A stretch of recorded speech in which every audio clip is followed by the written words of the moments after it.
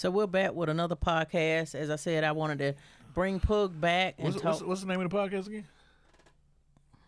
We're back with we're back with another episode of Brother and Sister Podcast. Yeah. As I was saying in one of our other interviews, we wanted to get Pug back to talk about, losing a child, and also we lost our mother as well, and she was at a pretty early age. We consider early. So we just wanted to talk about that today and help some of you families who may have lost a child, lost a mom, lost a loved one. So we want to help you to understand some of the coping methods that we may have had and probably have not coped all the way, because sometimes you can't cope with some of these situations as quickly as people would think. So Nallis, you want to tell us a little bit about you losing your son at 18 years old when he was in a car accident with him and two of his other friends, and how that came about and how it affected you? Well, first off, before that, we lost our mom a year before that. In 2011, 2011, we lost our mom at a very early age. And that was, if that wasn't enough, like I said, my son graduated from high school. Well, since you talked about mom, let's talk about her first. Okay. Because we both can share that experience as losing her, because it was sudden. It wasn't anything expected. It wasn't anything that we was, she was sick, or, we thought something was going to happen, and this brings us into another topic, which is alcohol addiction. Because this is pretty much how she lost her life, through alcohol addiction. And just like I said, it was not anything that we had expected at all. We just got a phone call one day that she was gone. Yeah, and that's one thing about our mother. We know she loved to drink, and God bless her heart. Yeah. And first off, we ain't here to talk about our mother. It ain't nothing like that. It's just to show you pointers, because our mother loved us and we loved her. Right. It won't nothing else but that. And that's a disease. Alcoholism is a disease, and she fought it, and she did good sometime for years, right, Poe? Right. She did good, but once she went back to drinking, it continued on. But she fought a good fight, but unfortunately, she lost. Yeah, when she get to drinking, she transformed into a whole nother person as well. She would cuss you out. Big time. Yes, really bad. She would speak her mind. And they went on through, when her and my father had split up, it was just, I don't know if it happened from that reason alone, but it was like she was sad in the inside ever since that happened to me, what I could see. And that's like she started drinking, and it never stopped. She just lost control with the drinking. And right. I think she really wanted to do good, but the drinking would kind of overcome her and the good that she wanted to be and do. Right. And like I said, the drinking, it was constant. She was drinking and driving, and I remember situations where I had to drive home because I was like, "Mama, no, you can't drive," because the last time it was almost over for everybody. And this was driving as a teenager with no license. I'm 12, 13 years old. I'm like, I got to get Mama home. You know what I'm saying? Like, we got to get home safe. I could drive at that time because, I done had a little practice. But, there was a lot of situations, because we was the kids that always got dropped off here. Always got dropped off there. We was always in the liquor house, and we was always in places that kids probably shouldn't be. And seeing things that kids probably shouldn't see. We went through all the quote-unquote uncle experiences, that go on with the liquor houses and the different type things when it's really not your uncle. So, it's just a lot of different topics that we want to share and bring to you that's real and what's live and what's true. Right. And, but losing her, for me, was very devastating, because we really didn't have a home type setting like most families with the father and the mother. And really, I think for me, and I can speak for me and Pug, we could call mom, no matter what, whether she was gonna curse you out or whatever, we could still call. And to lose that, because it had got, once we learned that this was an addiction and a disease as far as the alcohol, it became funny to us. It wasn't as bad as it was growing up when we were seeing it here and there, but we began to just laugh or smile because we knew that she, in the inside, she loved us. You know, I always say that they love Pug more than me, but that's a whole nother topic too that we could bring about. But I always say that, and he knows why I say that. But I got the go-kart and she got a skateboard. She got a baby doll, and I was pissed off too because I was like, what the hell they get a baby doll for? I don't want no damn baby doll. But anyway, right. I mean, it was. You know, it got to the point where when she drank, you know, when we was kids, it bothered us really bad. But when we got older, we're like, Mama ain't gonna stop drinking. So we just loved her for who she was. Right. Because we all fall short. We all make these mistakes. Right. Nobody's, you know, arrived there. So we all just going through life and trying to push forward, you know, and be the best that we could be. And we loved her. Well, we loved her tremendously. And like I said, we got that phone call. It was devastating because we really never got a chance to spend time with her and hang out with her or take her out to eat like we really wanted to. Because by the time we got grown and, you know, we was able to do things, it happened and she was gone. Like we never got a chance to spend quality time with her that we always wanted to do. It seemed like to me, Pug, I don't know about you, but it seemed like when me and Pug finally got life right, understood it, and started understanding life and getting on the right track to do better, do things positive, and do things that were worthy of something, and not this stuff that we was doing like in the street in the hustle. It's like when that transition happened, Mama was gone. She was gone just that quick. And, you know, we had a younger sibling, you know, as well with that, right. You know, and it was just rough on everybody. Right. And it was very, very rough on her because she was still in school. Right. Thank God she had a wonderful father. You know, her father, my stepfather, he helped me in tremendously. He's still here. She still got a wonderful father. She had a wonderful father. Yeah, still got a wonderful father. And he helped me tremendous in some of my circumstances, trying to teach me to go down the right road. And, you know, just who he was, you know, he did what he had to do because he's always been this stand-up father and been an awesome father and been there for her entire life. And he's really a great dude, and I give 100% shout out to him because he's always been there, effective and thriving in her life to try to push her to be a good woman. Right. He's a very, very good guy. Yeah. But like I said, when we lost Mom, it was just rough on everybody. And like I said, we didn't really get a chance to spend time with her like we wanted to, get a chance to vent to her like we wanted to, because we had overcame so many obstacles and so many different situations that, you know, okay, let's take Mom out to eat, or let's go out to eat, let's go to the beach, or let's do something. You know, we never got a chance to do none of that. Yeah. We attempted to go to the beach one time as kids. We took our own thing we ever paid. It took us a couple of days. I think we turned around. We never got to the beach.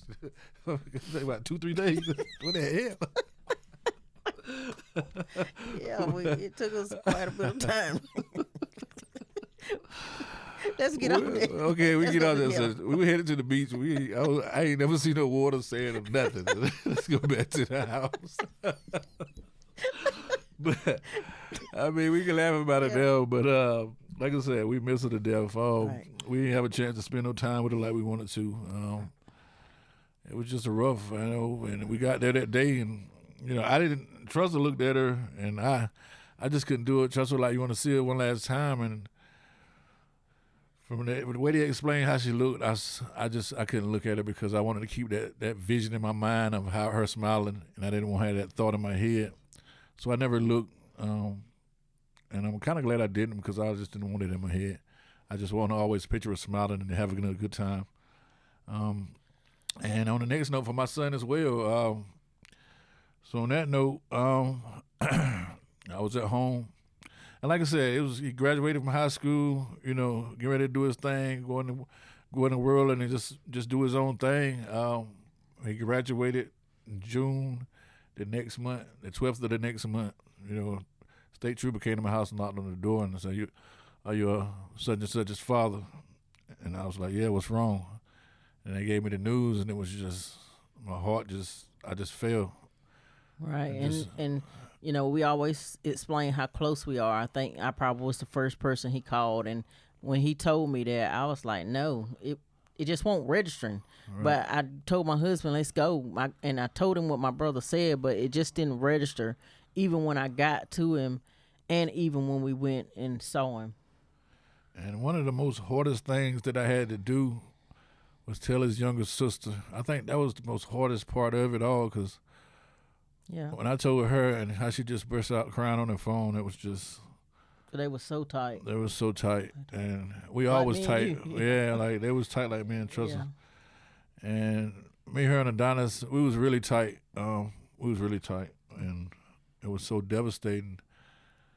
It was such at an early age, and it was him and two other friends. It was three of them in all. Him and two other friends of his that went to school with him, and it was in a car accident. From my understanding, one of them was drinking. The driver was drinking, allegedly, from my understanding, and he just happened to be in the car. Yeah, he just so happened to be in the car, and he was speeding and got in a curve and just lost it and flipped the car, hit a tree, and they said he died on impact. And like I said, man, it's just a rough situation. I think about it all the time, but my heart still sunk when I think about it. And Alistair, you want to let the audience know as well that all of these years has went by, and it's okay to still be coping with it, because it's like... Right, because I still ain't burst out in tears like I want to. I want to fall on the ground and cry like a damn baby, but it just ain't happened yet. But I'm always on the verge of doing it, and it's like I just want to vent so bad with it. But like every day I think about it, and it's like, and still to this day I'm like, it's like he's not gone. And it's okay to talk about it, because Right. I often try to encourage Niles Pug to talk about it, because I know and have seen him year after year, and I know that he's still dealing with this situation. So we just want to let you know that it's okay to still be going through, but just hold on and just Right. still keep your faith, still believe, still trust Right. that not only is preparation here, for us, but there's also preparation in heaven. So we truly believe in heaven. We do. So we just want you to keep your faith and understand that sometimes we don't understand, but Right. we still trying to go through and still trying to cope and still trying to hold our heads up and, just help that next person to get through. That's why we say it's good to talk about these things. Right. Definitely good to talk about it. Definitely good to vent, because you don't want to keep that stuff bottled up. I mean, if you keep anything bottled up that's bothering you, you're gonna explode eventually, and you don't want it to come out that way. So try to vent just to get understanding and get encouragement, and surround yourself with people with good energy that's gonna help you overcome your situations, because it can be rough at times. Like his birthday come and his mama birthday come, and they buried right beside each other. Yep, they're side by side. They're side by side, and just losing both of them at a young age, it was really rough. Right. It's still rough to this day, because I miss them so much, both of them. And Pooh, I often think about, before this happened to Adonis and he passed, how he had a friend that he was dating, and she got hit by a car just a few months prior Right. to this happening. And I remember him asking me questions about God and, how and why this had to happen to her. And I just always think about that conversation. So I took him out to eat, and we just talked, and I wanted him to talk and be free to grieve and talk about this. And then this happened to him. So, and I know he talked to you about it as well. It was really rough for him, because the thing about it, when she was hit by the car, they was on the telephone together when it happened. He said, "Pop, something just happened. I think something happened. I heard a car hit her," and he ran to the situation, ran to the accident, and she got hit by a car, killed her. Yeah. So he lost a few months prior and was grieving, and I think even when he passed, he was in the process of still grieving what happened to his girlfriend or friend. Right.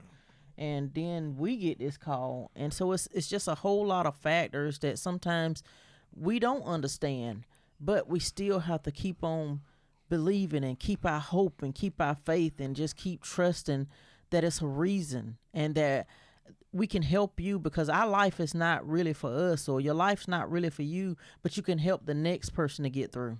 Right. Definitely. You want to be a positive energy towards anybody that come across your path, I don't want to do anything but help you. You know, I don't want to hurt nobody. I only want to help in every situation. So that's why I try to be positive, you know, in everything I do, because you never know what the next person thinking. You never know what's on their mind. You never know what they went through. And, you know, some situations I might think it's rough, but the next person got it 10 times rougher. That's right. So, I mean, you know, it's just to each his own. Like I said, you got them situations, handle your stuff accordingly.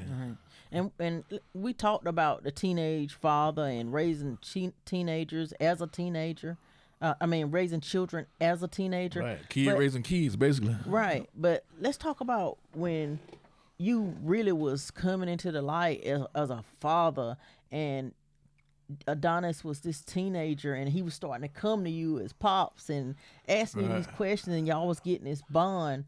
It's so amazing watching this kid from really a baby crawling, and he grown now and just as strong as I am. We playing basketball, you know, I used to dunk on people and he can dunk on me. So, I mean, and get to that point, and like we the best of friends. We go out to eat, you know, and we just do things together. It was so beautiful, and, you know, it's like you lost your best friend when it happened, because, like, it was, you know, Adonis was my second son. Right. And, you know, that was the first son, of course, when I was in high school, and Adonis was 3 years after that, and it was really rough, man. Like I said, man, he was the best of friends. Our relationship had really built so much stronger at that particular time, because he was going through a lot of situations on his own. Mm-hmm. And I was right there with him. We was crying on each other's shoulder just to uplift each other. And we got through that hump, and we finally got through it. And, you know, by the time we seen the light on the other side, and it was all beautiful, and it was just from left field, it just happened. And he got taken away, and it was just rough. Still to this day, it's rough.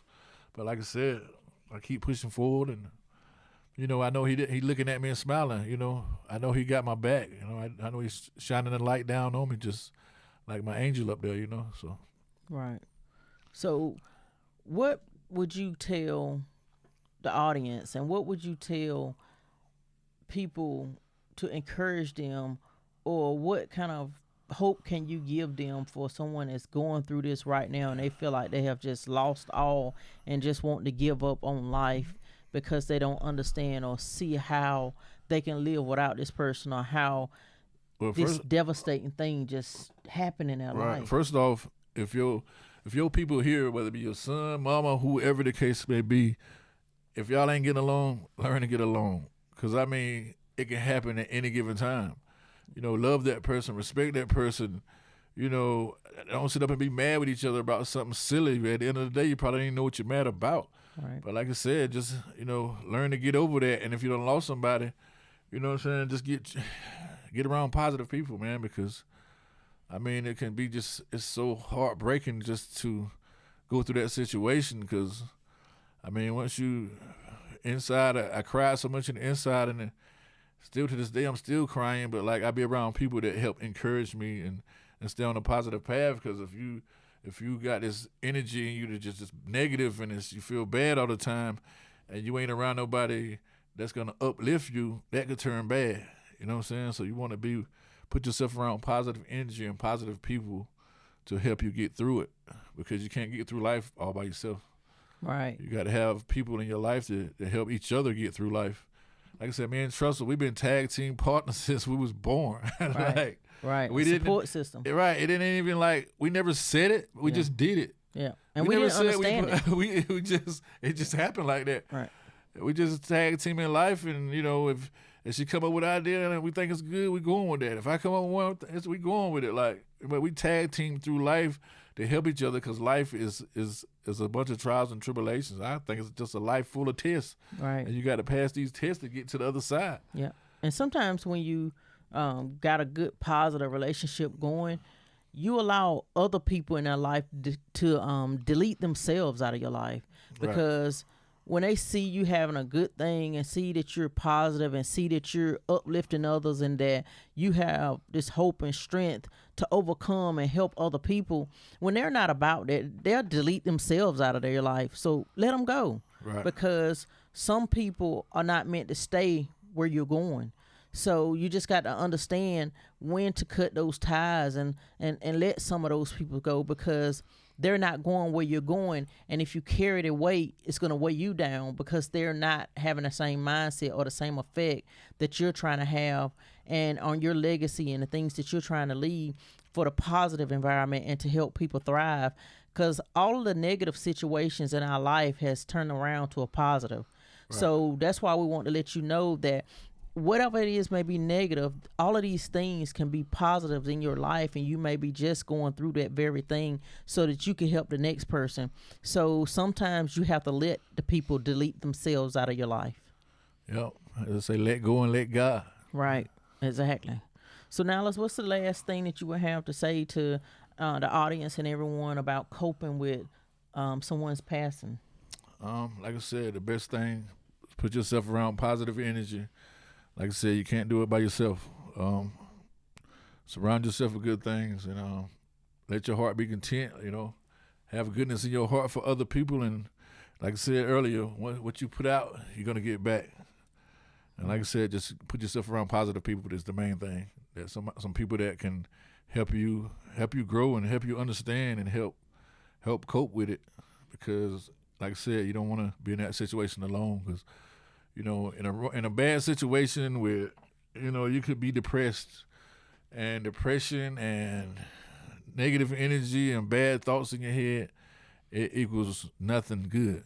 So you definitely want to surround yourself with good people. Stay around positive energy, and always put out positive energy to get it back.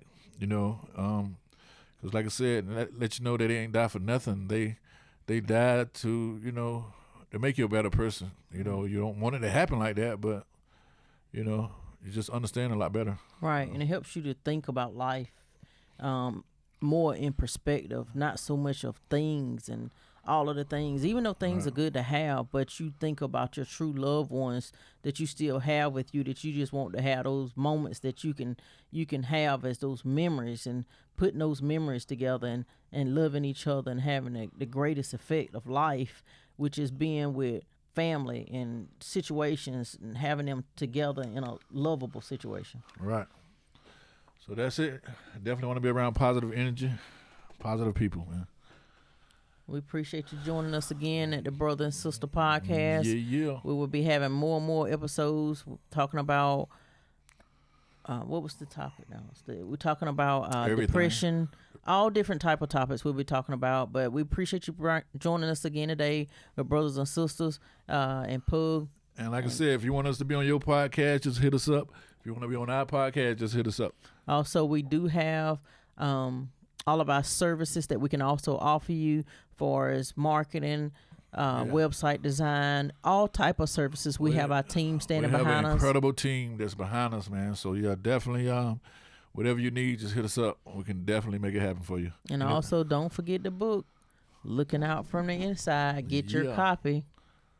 Yep. Brother and sister, tag team for life. Peace.